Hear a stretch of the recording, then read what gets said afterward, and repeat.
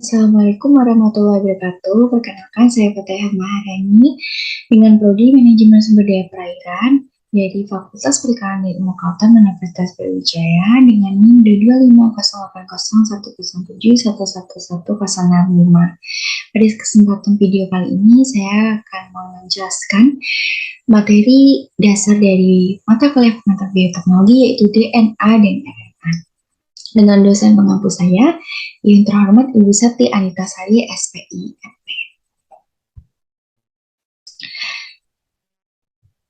Yang pertama, kita akan membahas apa itu DNA. Pengertian dari DNA sendiri merupakan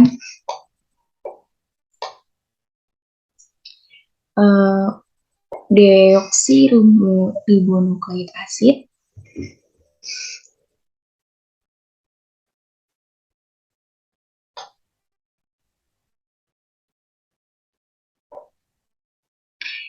asam nukleat merupakan suatu polinukleotida, yaitu polimer linear yang tersusun dari monomer-monomer nukleotida yang berikatan melalui ikatan fosfodiester.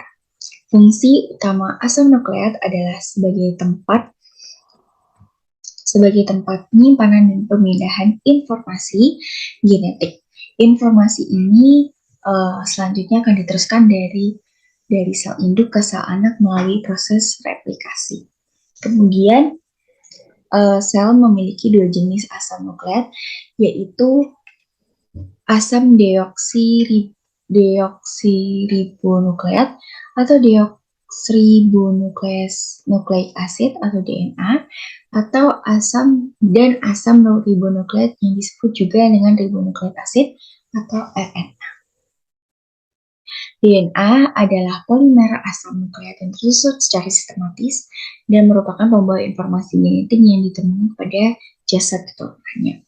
Informasi genetik disusun dalam bentuk kondon yang berupa 3 pasang basa nukleotida dan menentukan bentuk, struktur, maupun fisiologi suatu jasad. Yang selanjutnya adalah DNA atau rantai heliks ganda.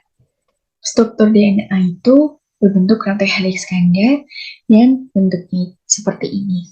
Secara struktural, DNA merupakan polimer nukleotida di mana untuk setiap nukleotida tersusun atau atas gula deoksiribosa, fosfat, dan basa.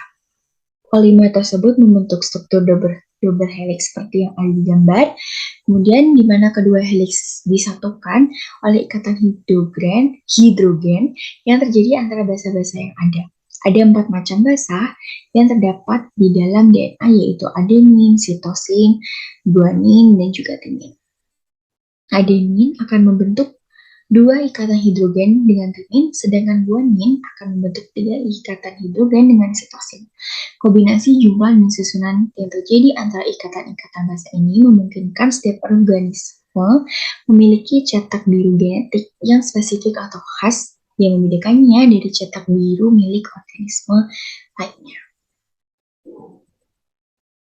Yang selanjutnya adalah nukleotida dan nukleosida. Komponen penyusun dari nukleotida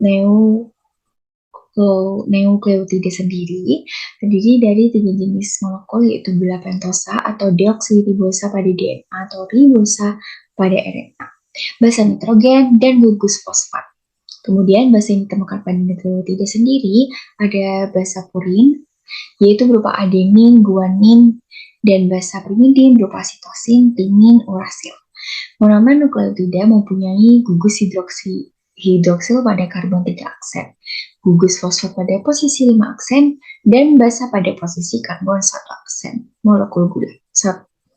Posisi karbon 1 aksen molekul gula. Kemudian, nukleotida 1 dengan yang lainnya akan berikatan melalui ikatan fosfodiester antara gugus 5 aksen fosfat dengan gugus 3 aksen hidroksil. Ikatan yang terbentuk antara molekul deoksiribosa melalui jembatan fosfat itu disebut dengan ikatan fosfodiester. Yang selanjutnya nukleosida. Nukleosida sendiri Di dalamnya bila basa purin dan primidin bergabung dengan gugus gula ribosa atau deoksiribosa akan menghasilkan senyawa yang disebut nukleosida. Terdapat dua jenis nukleosida, yaitu ribonukleosida dan deoksiribonukleosida. Jadi, adenin yang berkondensasi dengan gula ribosa membentuk senyawa ribonukleosida adenosin. Untuk guanin diberi nama guanosin, sitosin membentuk siridin, dan urasil akan membentuk uridin. Ribonukleosida di atas dapat terbentuk pada hidrolisis parsial molekul RNA. Nukleosida tersendiri yaitu turunan gula 2-deoksiribosa dikenal dengan nama deoksiribonukleosida, yaitu deoksiadenosin, deoksiguanosin, deoksitidin, dan deoksitimidin. Nah, selanjutnya, nukleotida merupakan ester dari asam fosfat dan nukleosida.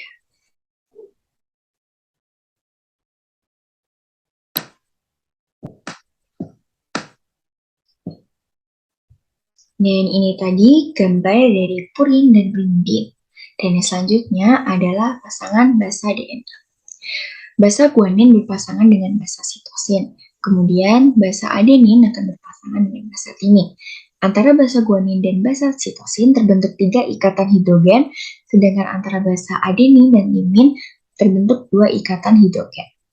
Sehingga dalam molekul DNA, jumlah basa guanin akan selalu sama dengan jumlah basa sitosin, sedangkan jumlah basa adenin akan sama dengan jumlah basa timin.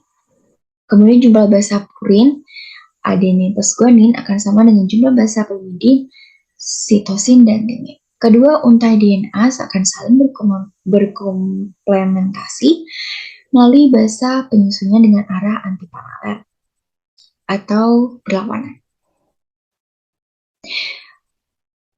Ujung yang mengandung gugus fosfat bebas disebut ujung 5 aksen, sedangkan pada ujung lainnya yang mengandung gugus hidroksil bebas disebut ujung 3 aksen. Kemudian kedua untaian tersebut akan saling melilit satu sama lain membentuk struktur heliks ganda.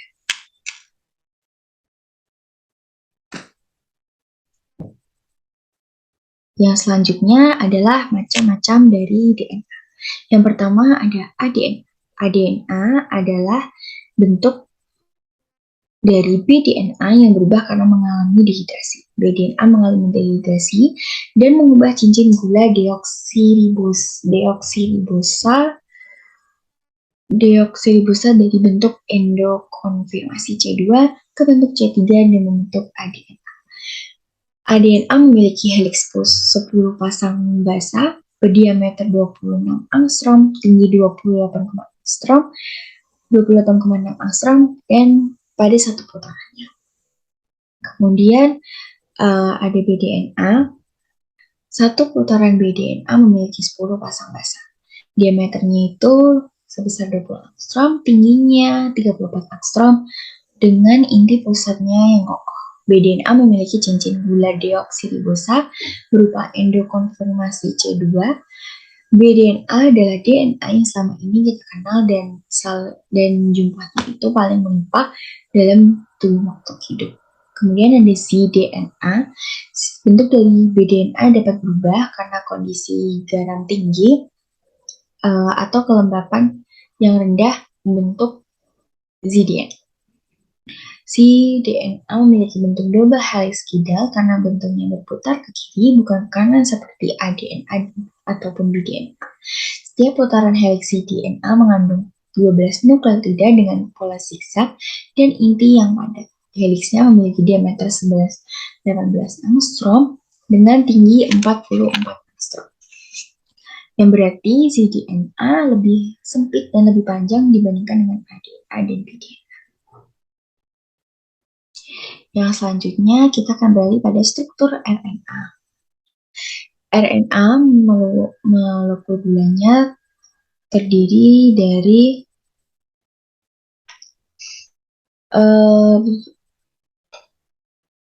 ribosa. Pada RNA jenis basanya adalah adenin, sitosin, guanin, dan urasil. RNA merupakan polinukleotida yang membentuk satu rantai atau untaian. RNA sendiri disebut dengan ribonukleik asid atau sama dengan asam ribonukleat, di mana makromolekul yang berfungsi sebagai penyimpan satu dan penyalur informasi genetik. RNA sebagai penyimpanan informasi genetik, misalnya pada materi genetik virus, terutama golongan retrovirus. RNA sebagai penyalur informasi genetik, misalnya pada proses translasi untuk sintesis protein. RNA juga dapat berfungsi sebagai enzim atau ribosim yang dapat mengkalis formasi RNA-nya sendiri atau molekul RNA lainnya.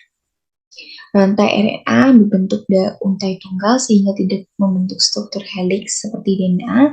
Walaupun demikian, ia dapat membentuk struktur sekunder dan tersier karena pasangan basa bisa terbentuk pada DNA yang membentuk loops. Kemudian ada 3 tipe jenis atau molekul dari RNA itu sendiri, yaitu mRNA, rRNA, dan tRNA. Molekul mRNA mengandung urutan nukleotida yang akan mengkode urutan asam amino dari protein pada proses translasi. rRNA dan tRNA merupakan perangkat untuk sintesis protein, tapi tidak mengkode protein itu sendiri. Struktur RNA mengandung banyak loops dan terdapat pasangan basa di antara loop. Sedangkan struktur tRNA berbentuk seperti daun atau cloverleaf.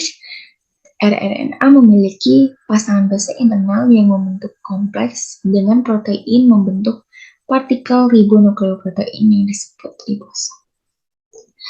Selanjutnya adalah susunan dari nukleotida yang digambarkan secara sistematik, terdiri dari 3 macam molekul yang saling berikatan, serta 3 nukleotida yang membentuk tulang punggung gula atau fosfat. Nukleotida yang merupakan molekul kompleks dibangun dari 3 macam molekul, yaitu gugus fosfat, gula pentosa, dan juga basa nitrogen. Diketahui ada 2 macam molekul gula pentosa, yaitu deoksiribosa untuk DNA dan ribosa untuk RNA. Kemudian ada 5 macam basa nitrogen, 2 dari golongan purin yaitu adenin dan guanin, serta 3 dari golongan pirimidin yaitu sitosin, timin, dan urasil. Basa nitrogen adenin, guanin, sitosin, dan timin ditemukan pada DNA, sedangkan pada RNA ditemukan adenin, guanin, sitosin, dan juga urasil. Kemudian ada perbedaan DNA dan RNA. Yang pertama, dari tempat DNA dan RNA itu sendiri. Jika DNA hanya ditemukan di dalam nukleus atau kromosom, mitokondria, plastida atau sentriot, sedangkan RNA ada dalam sitoplasma, terutama di ribosom. Ada juga yang terdapat pada nukleus. Kemudian bentuknya jika DNA berupa rantai panjang atau ganda yang disebut double helix. Kemudian RNA berupa rantai pendek atau tunggal. Fungsinya jika DNA berhubungan erat dengan penurunan sifat dan juga sintesis protein, sedangkan RNA hanya berfokus dan berhubungan erat dengan sintesis protein. Kadar DNA sendiri dipengaruhi oleh aktivitas sintesis protein, sedangkan kadar RNA dipengaruhi oleh aktivitas sintesis protein. Pada DNA, basa nitrogennya terdiri dari adenin, guanin, timin, dan sitosin. Pada RNA sama juga ada guanin, adenin, urasil, dan sitosin. Yang membedakan yaitu urasil. Kemudian DNA, komponen gulanya dari deoksiribosa atau ribosa yang kehilangan satu atau enzimnya. Jika DNA, komponen gulanya disebut dengan ribosa. Yang selanjutnya ada dogma sentral. Apa itu dogma sentral? Dogma sentral sendiri menjelaskan mengenai babak perubahan gen dari DNA menjadi RNA serta RNA menjadi protein. Dogma ini menjelaskan mengenai babak pembacaan materi genetik menjadi protein yang bertindak setiap tahap metabolisme di dalam tubuh suatu organisme. Dogma sentral biologi terbagi menjadi 3 tahapan besar, yaitu replikasi, transkripsi, dan juga translasi. 3 tahap ini memungkinkan penyalinan materi genetik menjadi protein. Kemudian, ini adalah gambar atau struktur dari replikasi DNA.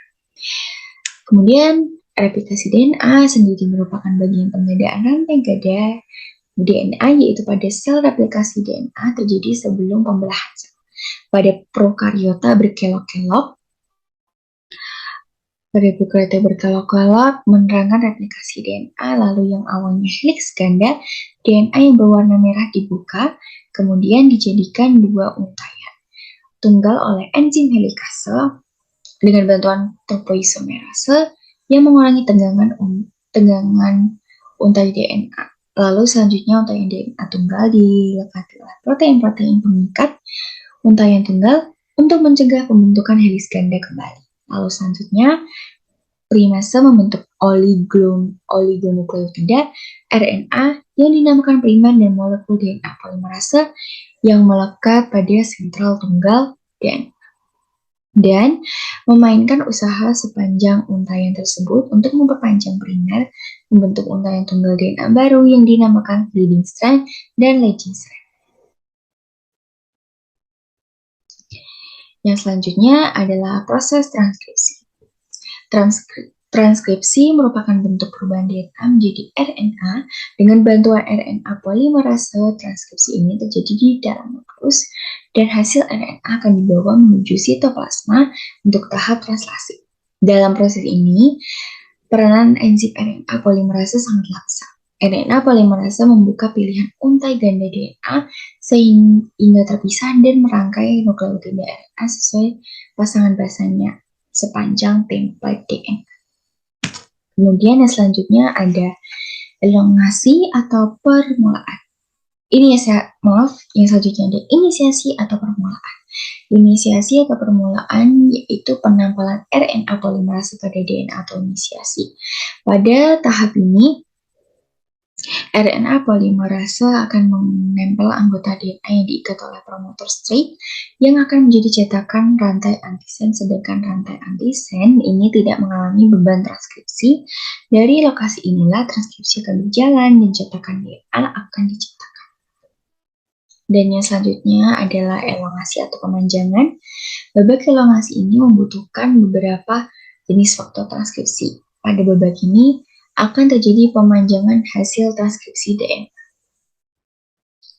Kemudian ada terminasi atau pengakhiran. Di dalam terminasi ini transkripsi akan selesai apabila RNA polimerase berjumpa dengan terminator yang menyebabkan lepas sama sekalinya RNA polimerase dari rantai antisense DNA. Yang selanjutnya kita akan beralih pada translasi. Translasi merupakan terjemahan kode genetik DNA yang menjadi urutan asam amino. Pada tahap ini akan disintesis protein polipeptida menggunakan kode genetik dari mRNA di dalam ribosom oleh RNA dengan bantuan enzim sintase tRNA amino asid, dan tidak semua RNA ini dapat mengalami proses translasi dan dapat disintesis menjadi protein.